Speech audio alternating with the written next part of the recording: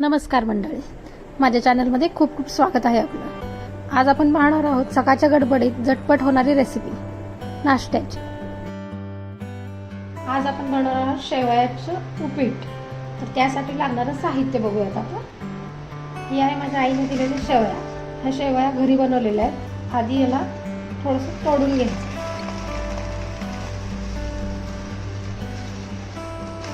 खूप बारीक पण नाही खूप मोठं पण नाही।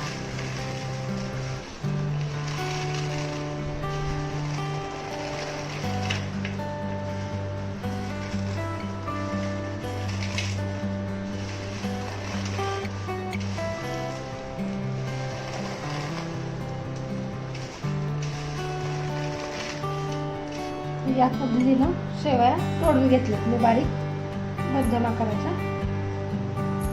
त्यानंतर याला साहित्य तर अशा पद्धतीनं आता आपण शेवयासाठी लागणारे इन्ग्रेडियंट पाहूयात। तर त्यासाठी पहिला मी इथे मध्यम आकाराचे 2 कांदे कापून घेतले, 1 टोमॅटो, कोथिंबीर, फोडणीसाठी कढीपत्ता, तुपामध्ये भाजून घ्यायचा अगोदर। तूप, जिरे, मोहरी, हळद, मीठ आणि तिखट। ते मी इथं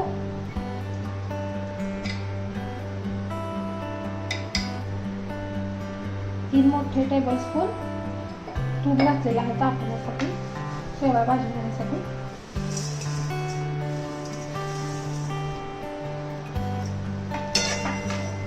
खूप मोठ्या ह्याच्यावर भाजायचं नाही, कारण शेवया खूप फास्ट करपते।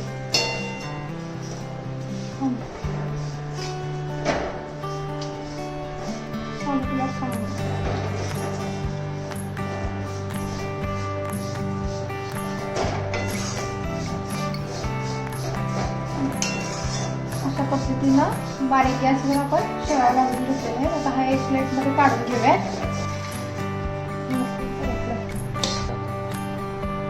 शेवया आपण काढून घेतल्या ताटलीमध्ये। आता यानंतर फोडणी देऊया। त्यासाठी तेल घालूया।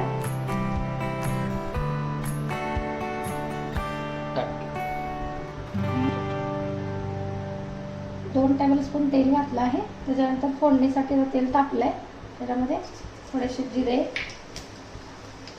थोडीशी मोहरी, कढीपत्ता, कोथिंबीर घालायची, 2 मध्यम आकाराचे कांदे कापून घेतलेले घालायचे।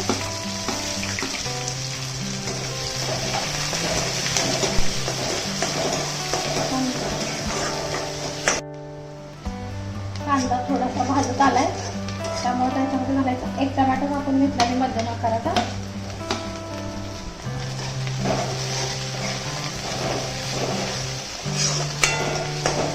टोमॅटो पटकन शिजण्यासाठी थोडंच मीठ घालणार आहे त्यामध्ये।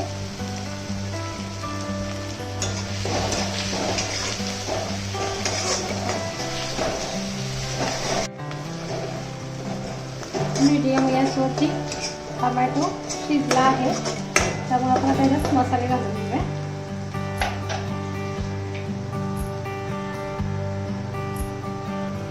छोट्या चमच्याने थोडंसं अर्धा चमचा हळद,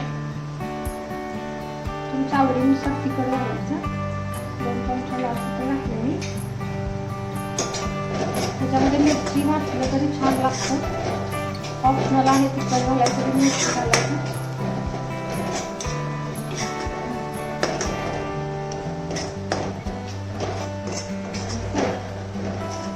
सर्व काही मिक्स करून झाल्यानंतर यामध्ये घालायचं 1 ग्लास पाणी।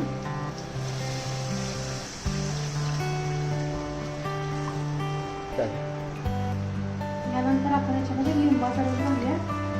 लिंबाचा रस ऑप्शनल आहे, तुम्हाला घालायचं असेल तर घालू शकता।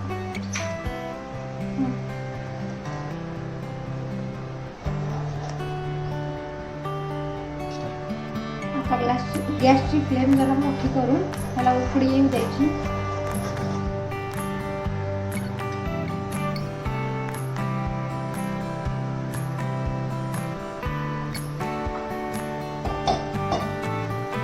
कांद्याला उकळी यायला लागली की गॅस थोडासा बारीक करायचा। आणि आपण भाजून घेतलेल्या शेवया यामध्ये अलगदरित्या घालायच्या.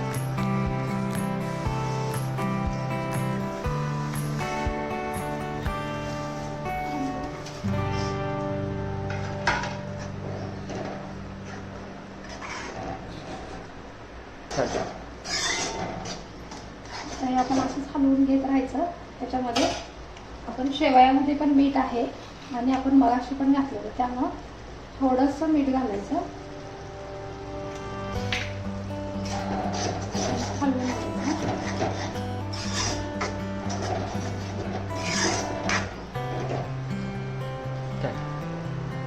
आणि त्यावर जरा मध्यम गॅसवर करून टोपण ठेवायचं.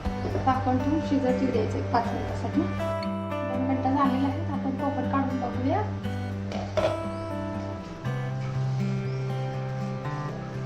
छान पद्धतीने शिजलेलं आहे. थोडीशी कोथिंबीर घालूया.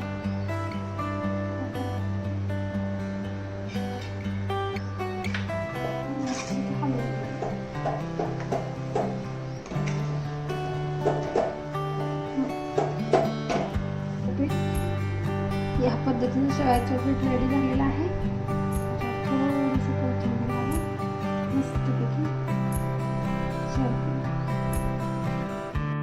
शेवयाचं उपीट तर खूप छान झालं आहे. तर चला तर मंडळी, लवकर लाईक, शेअर, सबस्क्राईब करा नवीन रेसिपी पाहण्यासाठी.